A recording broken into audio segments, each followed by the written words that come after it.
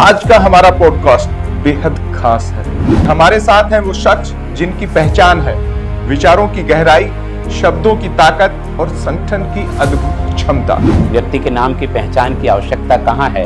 तेरा वैभव अमर रहे माँ, हम दिनचार रहे ना रहे, इस भाव के हम उपासक हैं। नालंदा विश्वविद्यालय जैसा एक केंद्र यहाँ स्थापित करना चाहते हो जिसमें पूरे विश्व से लोग यहाँ आए पढ़े। मन में संकल्प लिया कि इस देश में पुनः नालंदा और तक्षशिला जैसा, विक्रमशिला और अवंतिका जैसा विश्वविद्यालय स्थापित करूंगा।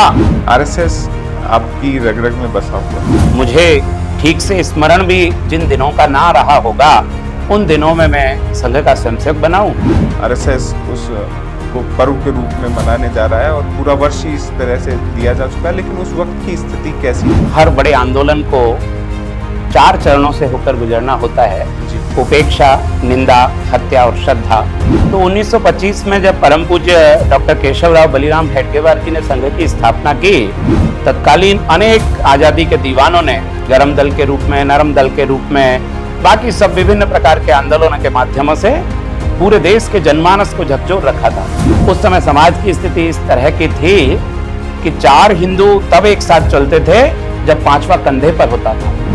महात्मा गांधी के मन में पीड़ा थी अस्पृश्यता को लेकर, तो उन्हें बड़ा आश्चर्य हुआ।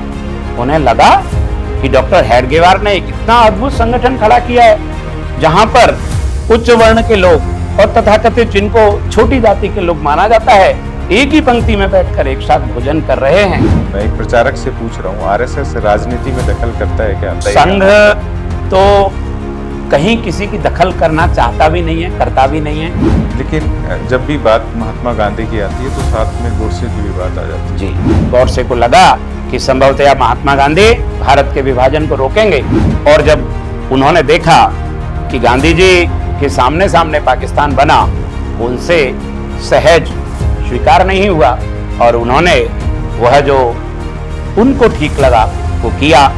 कोई संघ का नाम लेकर पद पा जाता है या कहीं राजनीतिक तौर पर टिकट पा जाता है, तो ये भी थोड़ी ये छटनी का क्रम संभवतः वहां मुझे नजर नहीं आता। ऐसा अनेक विद्वान लोगों ने कहा है, काजल की कोठरी में कैसा हूँ सयान हो जाए।